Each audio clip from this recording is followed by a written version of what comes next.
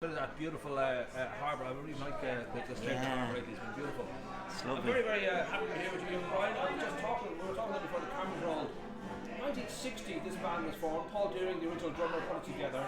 One of the first beat groups, if not the first beat group that Ireland had seen. Considering this was even before the Beatles kicked off, this was kind of something special. I'm guessing, thinking back to 1960, you probably wouldn't have guessed. Do you know what? I bet you in 2017 I'm going to still be doing this. Never in our wildest dreams. Never. Yeah. But those initial kind of years of you're playing Chivagos and Club Arco, and then you got the Saturday kind of Lansdowne RFC gig was a regular thing. The Saturday night was a big deal. Did it feel then? I don't know if you would have had sort of the dream of we're going to go beyond Ireland. Was it just the great fun of playing to people who were having a great night? What was the kick for you? Well, I think we realised fairly early in the situation that we were a good covers band, a really good covers band, but we weren't writing our own material, and not many people were doing their own material in those days. Yeah. It was just after the showbands, and there was a big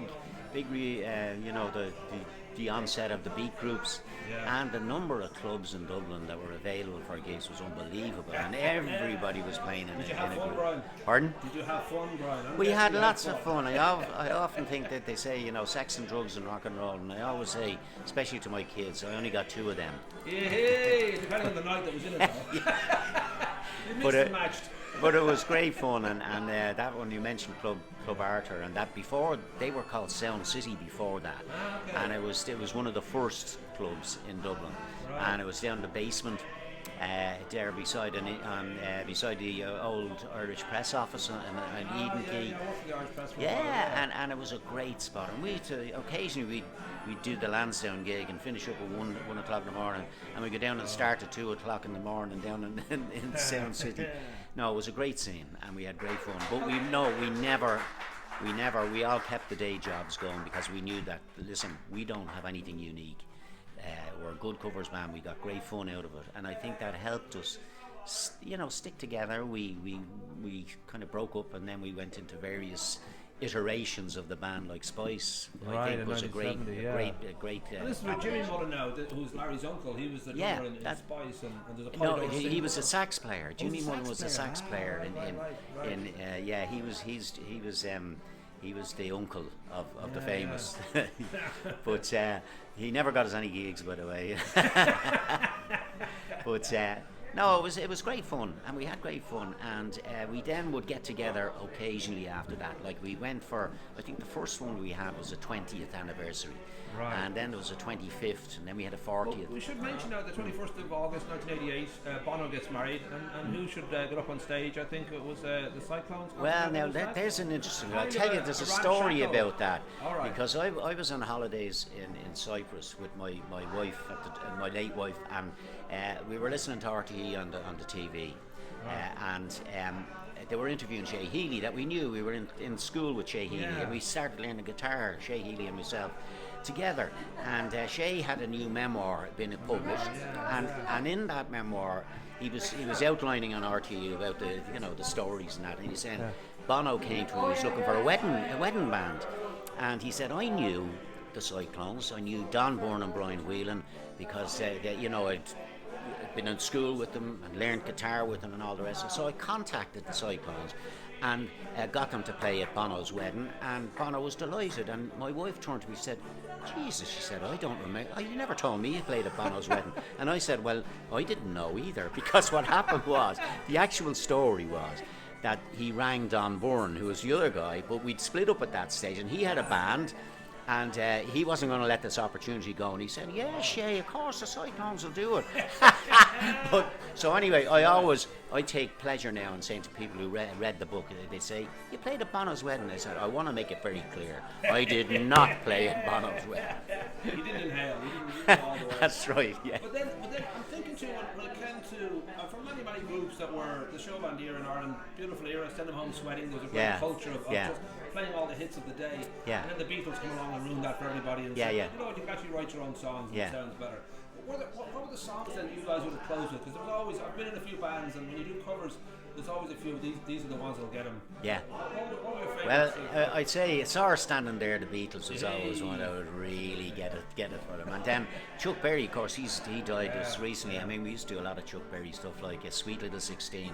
That got me into the Cyclones. Sweet Little 16. I auditioned with them, and that was my party piece. And then once they heard Sweet Little 16, that was it. And what age would you have been at? I was 18 at that stage, yeah. So and there was myself, there was Paul, of course, who started off. He was the drummer at the time. Don Byrne was on bass, and the two Bradys, Liam and Al Brady, were on guitars. And of course, I was playing guitar at that time, but they didn't want a guitarist. They had enough guitars, so they wanted me as the lead singer. So that's. Is that a big leap for you? Because the lead singer is it's a nice role to have, and it sort of gets you a lot of attention, but the pressure's on that you've got to. I know, and I never felt all that comfortable because I used to, I liked with the guitar slung around my shoulder. So I mean, it was a bit uncomfortable, but we had a great time. We had a great time, and it was a great era. Great era. The great thing about music, rock and roll, is that rock and roll only really began in the 50s, so it's kind of people like Dylan and even McCartney, that there's a sense that this is all new, uncharted territory. It's okay, like with the Stones, to be playing what they played. It suits them. They are old bluesmen. Yeah. So that idea that it actually is a timeless thing. It's not just a teenage kick.